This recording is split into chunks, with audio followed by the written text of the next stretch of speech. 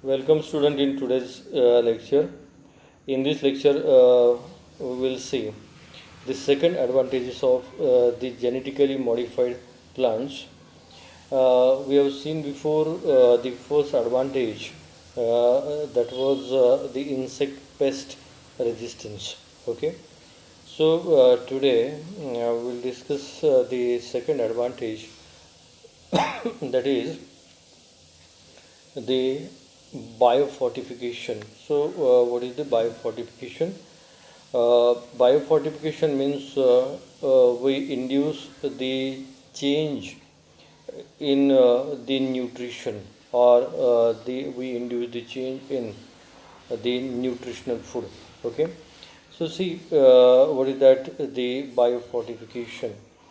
This the transgenic plant have also been produced to provide the functional food and the nutraceuticals. Okay.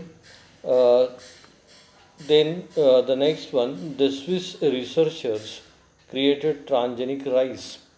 So they developed the transgenic rice. And what is that rice? It is a golden rice. And another plant he has developed, the golden mustard. Okay. So varieties that are high in the vitamin A.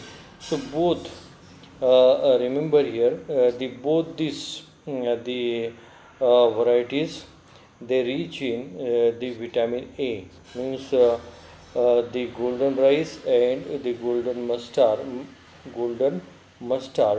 म्हणजे मोहरी. तर याच्यामध्ये vitamin A हे maximum आढळतं. Then the next one, the golden color is due to the vitamin A. त्याच्यामुळे हे दोन्ही राईसमध्ये आणि मस्टार्डमध्ये आपल्याला गोल्डन कलर जो दिसतो तो कशामुळे दिसतो?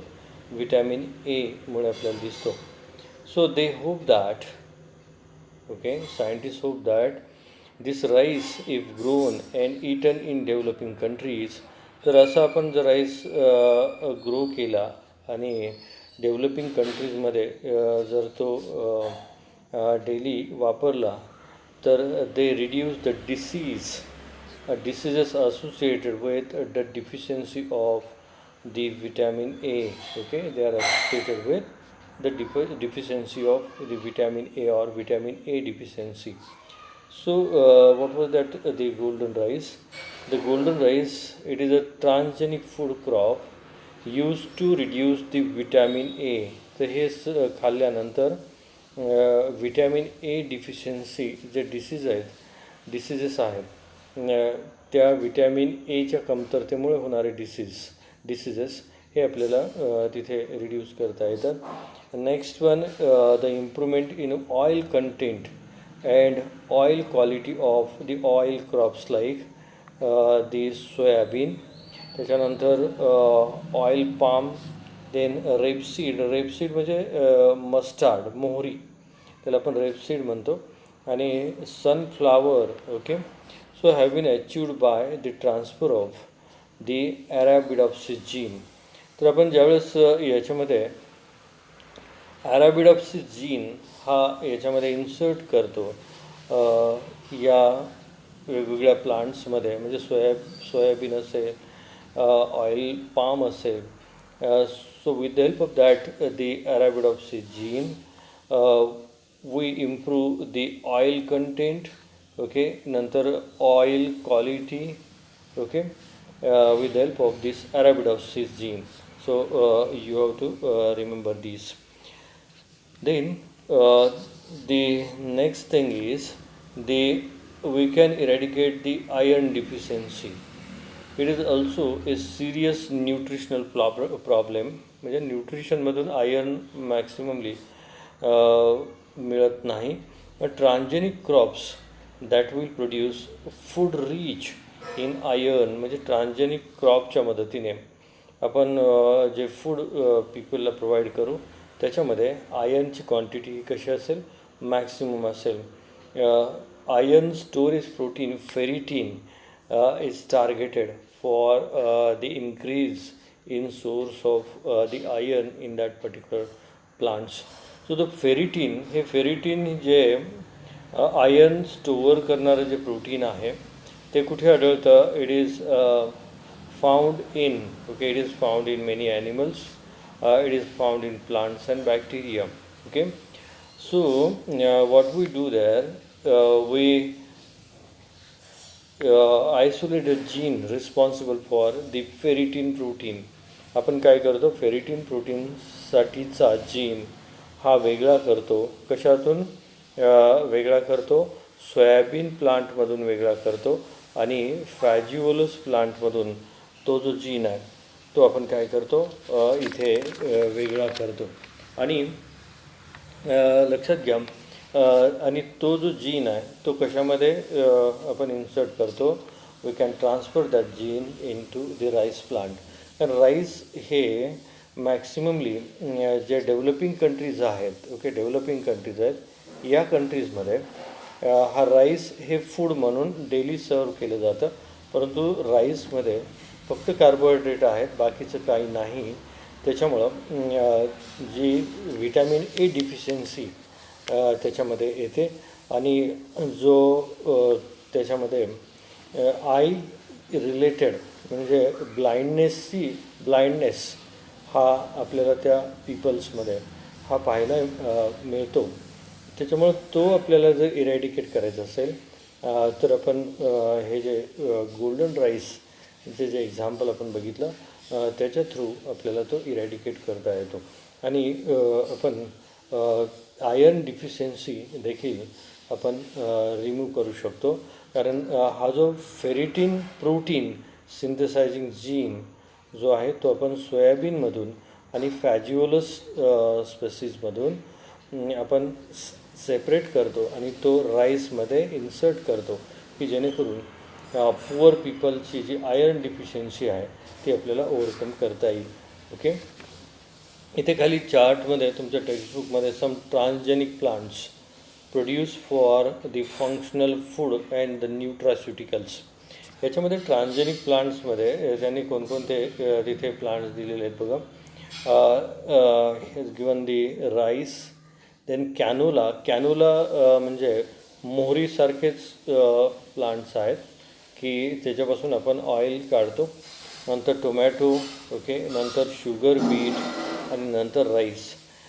या प्लांट्समध्ये आपण रिस्पेक्टिव्ह ट्रान्सजीन इन्सर्ट करतो आणि आपल्याला जे त्याच्यापासून जे प्रोडक्ट्स मिळतात की जे प्रोडक्ट्सचा जो पोटेन्शियल बेनिफिट आहे तो आपल्याला इथे दिसतो.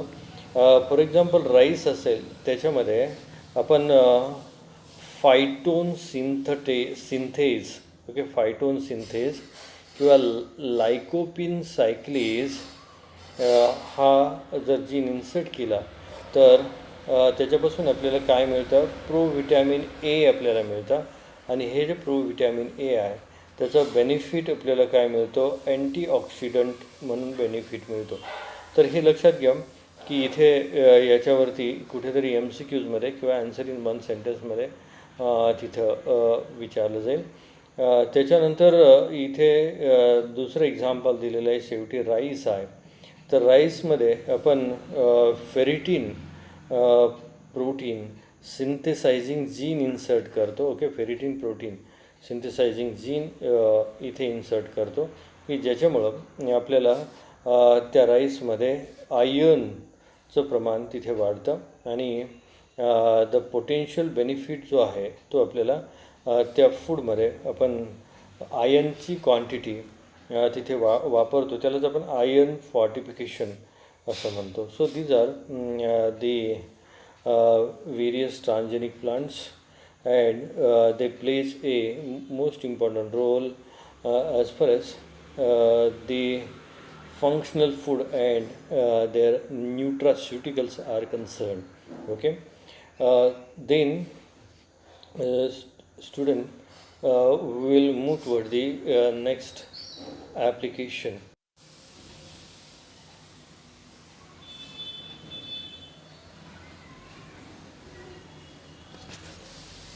Okay student, see now the next advantage of the genetically modified plant that is the modification in post harvest characteristics.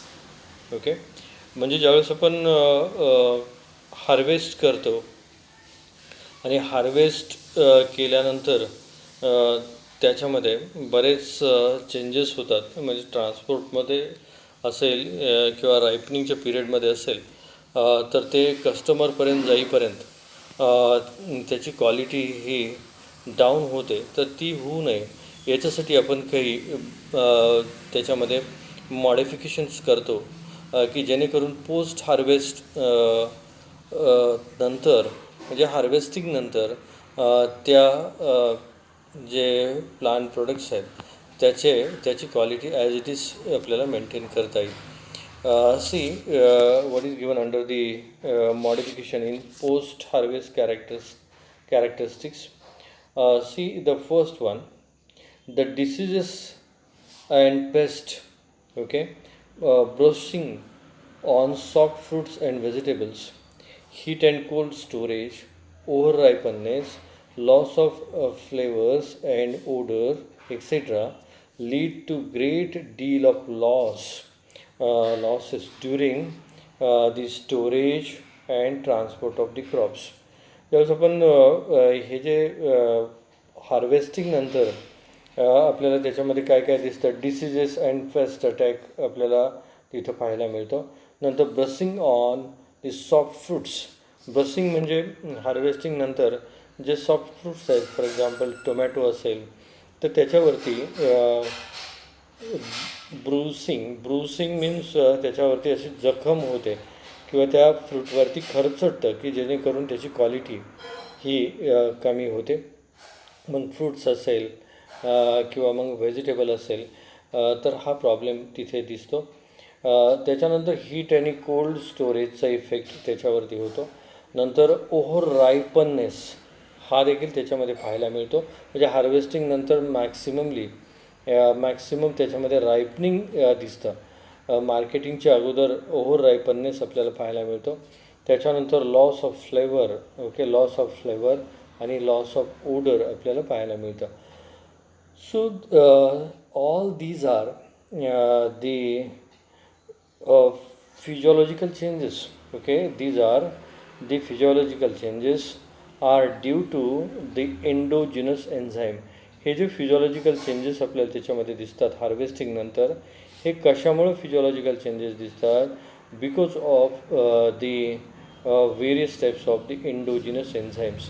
तर त्याच्यामध्ये असणारे जे एन्झाईम्स आहेत त्याच्यामुळं फिजिओलॉजिकल चेंजेस आपल्याला दिसतात. तर genetic engineering has made it possible to slow down these activity. आणि जेनेटिक इंजिनिअरिंगच्या मदतीने आपण ही जी ॲक्टिव्हिटी आहे किंवा त्याच्यामधले जे एन्झाईम्स आहेत त्याची क्वांटिटी आपण कमी करू शकतो. एक एक्झाम्पल इथं दिलेलं आहे की in the tomato the enzyme polygalacturonase breaks down the cell wall constituent. म्हणजे टोमॅटोमध्ये जे पॉलीगॅलेक्ट्रॉनेज एन्झाईम सिंथेसाइज केलं जातं, ते जे एन्झाईम आहे ते काय करतं की सेल वॉलमधलं पेक्टीन हे ब्रेकडाऊन करतं आणि त्याच्यामुळं जे टोमॅटोचं फ्रूट वॉल आहे ते सॉफ्ट बनतं. So there is a softening of fruit during ripening. दस द फ्रूट्स आर इझिली ब्रुश्ड. त्याच्यामुळं त्या फ्रूटला काय होतं, ते खरचटतं किंवा त्याच्यावरती जखम आपल्याला झालेली दिसते, कारण ते फास्टली ते पिकतं म्हणून. And damage on shipment. आणि त्याच्यामुळे त्या फ्रूटमध्ये ट्रान्सपोर्टमध्ये डॅमेज येतो आणि त्या शेतकऱ्याला त्याचा फायदा मिळत नाही. तर इथे आपण काय करतो बायोटेक्नॉलॉजीच्या मदतीने, by inhibiting the polygalacturonase by antisense gene. त्याच्यामध्ये आपण अँटीसेन्स जीन हा इन्सर्ट करतो आणि त्याच्यामुळं इथे आपल्याला काय पाहायला मिळतं, that tomato, what they do there, that tomato they unable to ripen very fastly. Okay, आणि म्हणून आपण त्याला काय म्हणतो, फ्लेवर सेवर टोमॅटो म्हणतो. That flavour saver tomato can remain on the vine until mature and be transported in a firm solid state.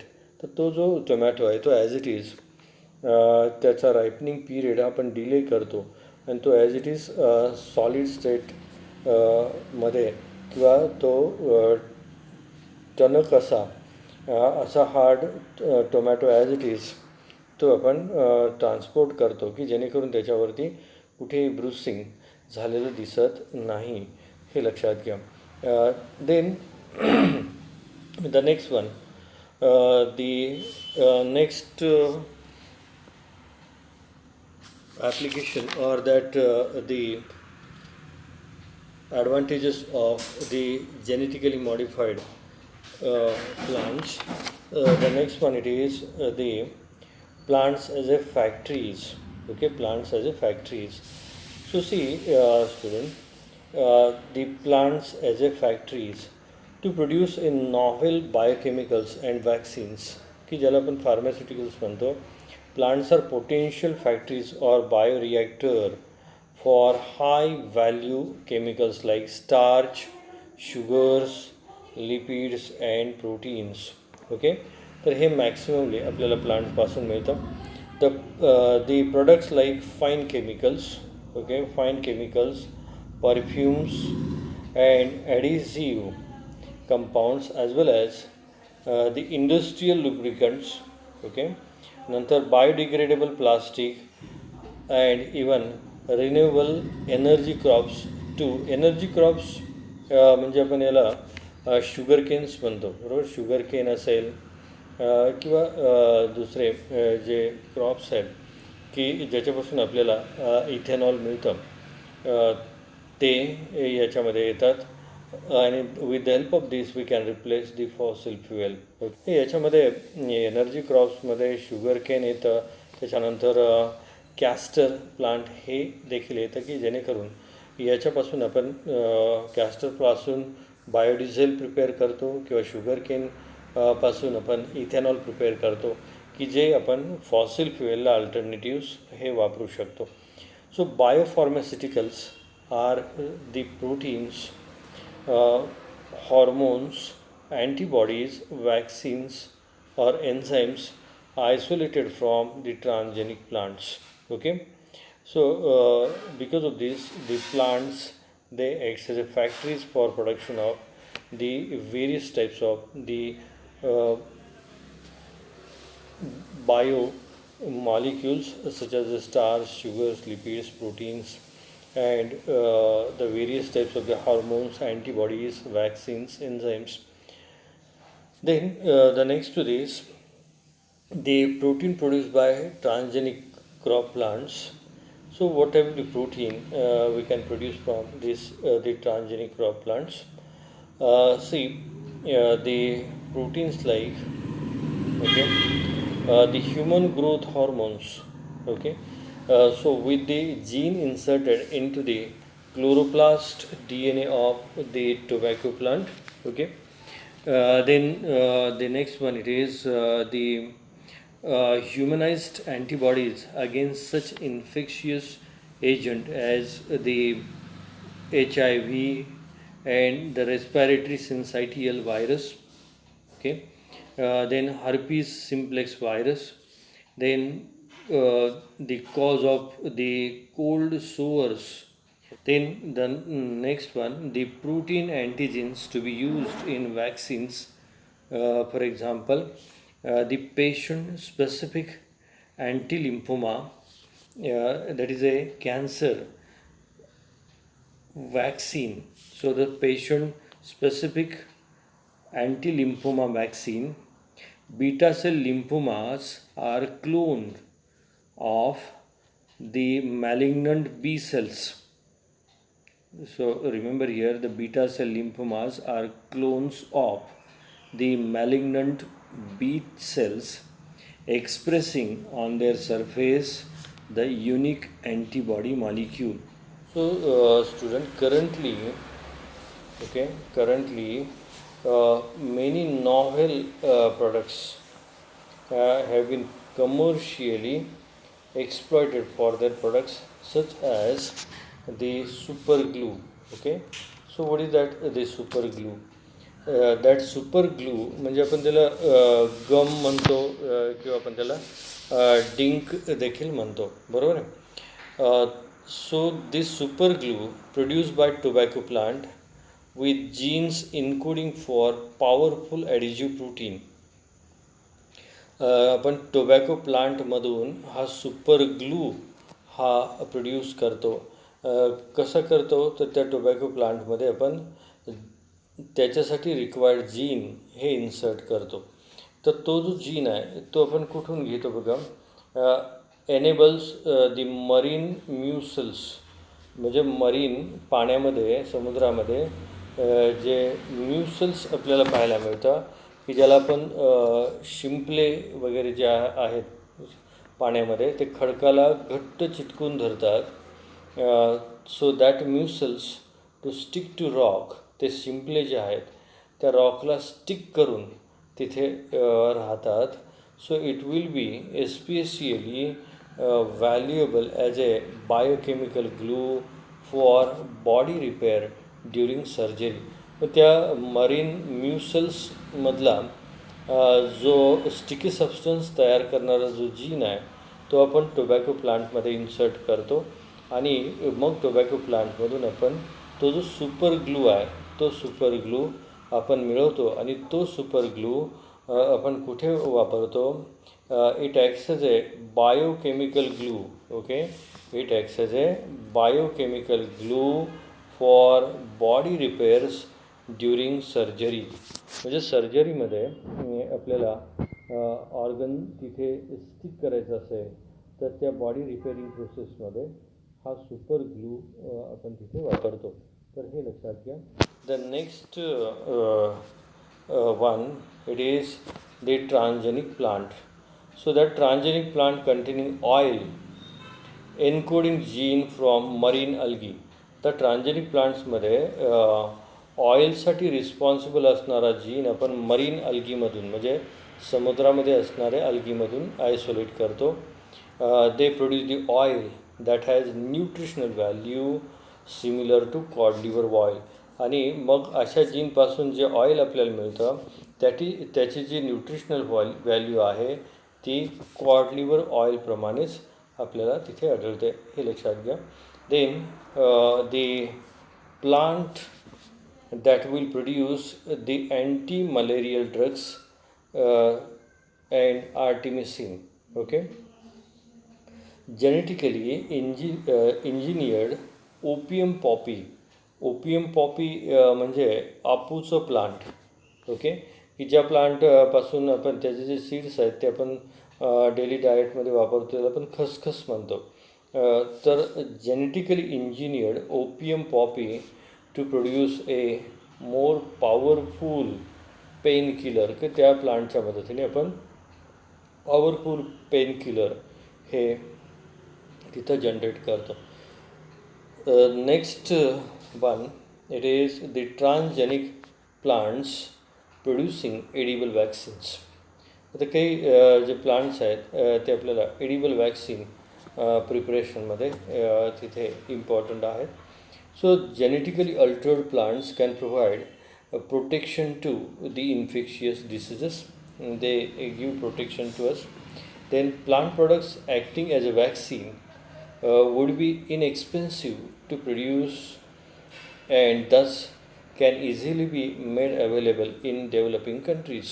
Okay, so such type of plant easily available in developing countries because the plant products acting as a vaccine.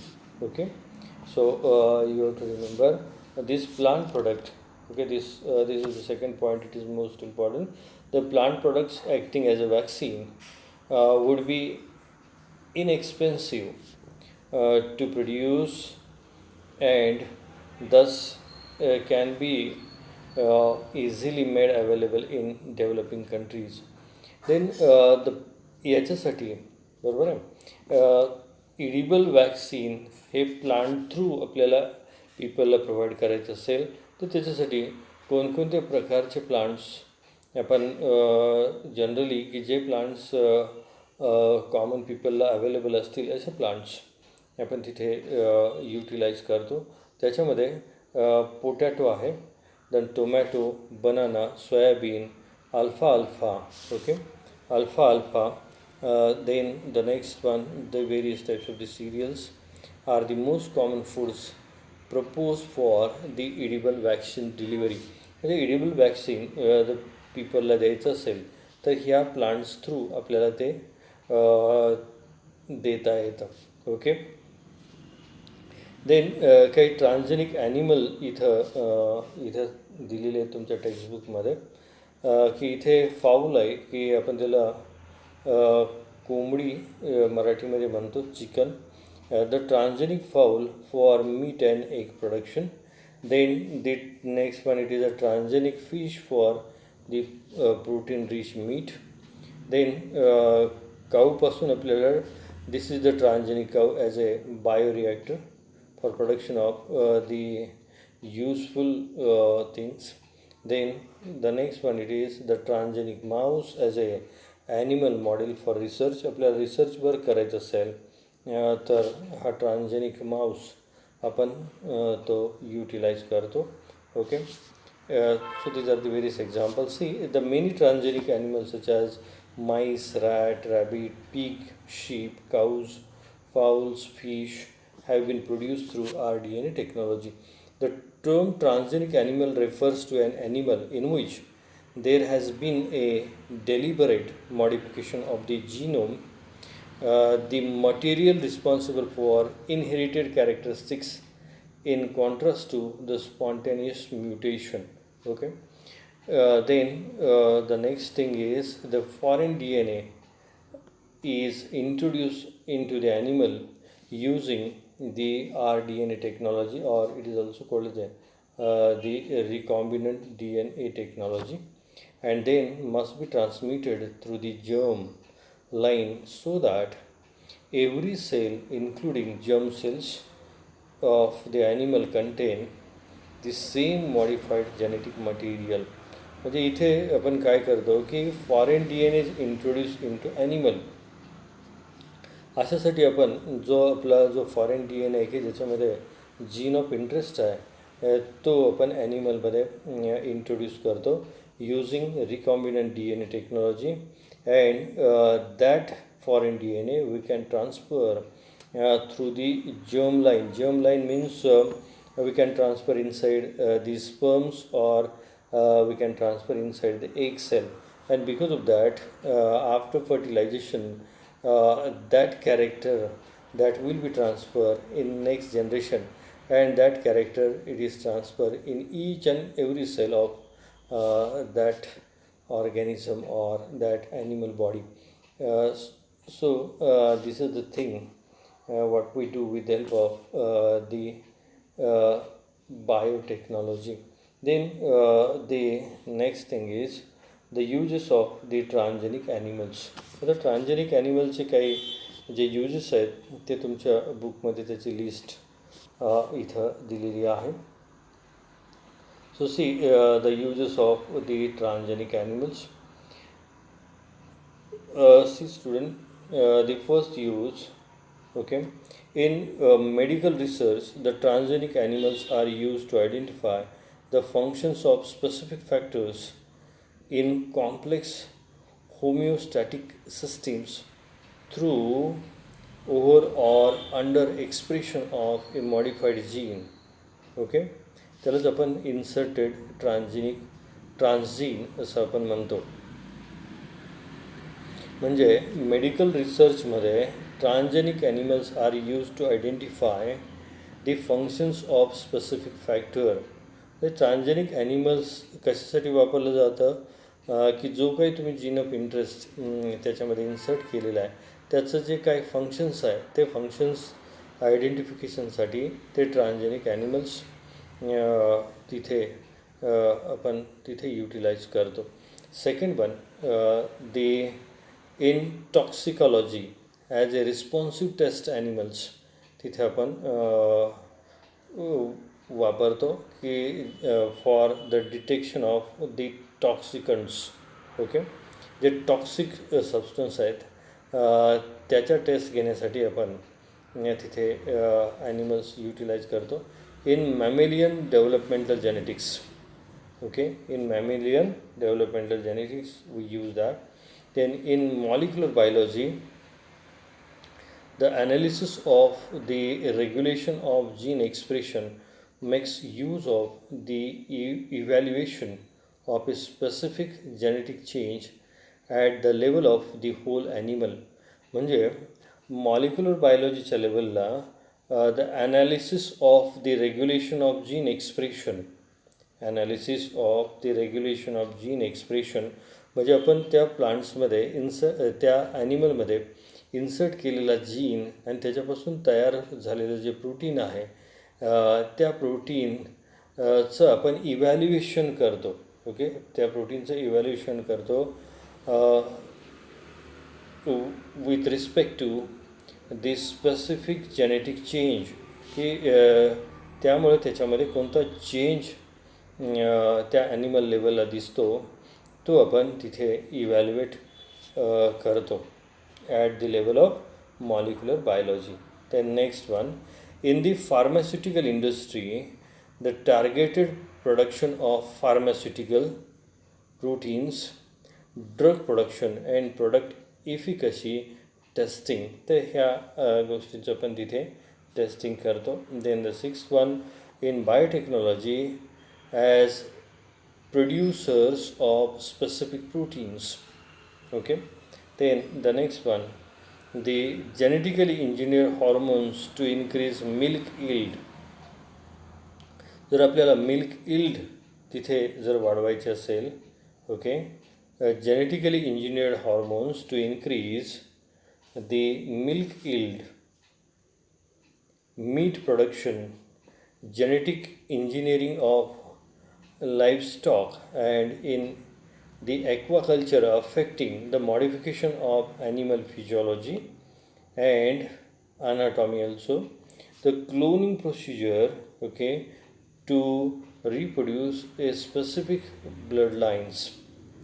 पण क्लोनिंगच्या मदतीने त्या त्या प्रकारचे character त्या ॲनिमलमध्ये induce करतो की त्याच्यामुळे आपल्याला मिल्क प्रोडक्शन इन्क्रीज करता येतं, मीट प्रोडक्शन इन्क्रीज करता येतं आणि त्याच्यानंतर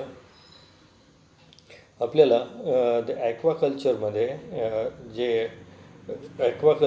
जे ॲनिमल्स आपण ग्रो करतो त्याचं देखील त्याची फिजिओलॉजी आणि ॲनाटॉमी ही देखील तिथे चेंज करता येते.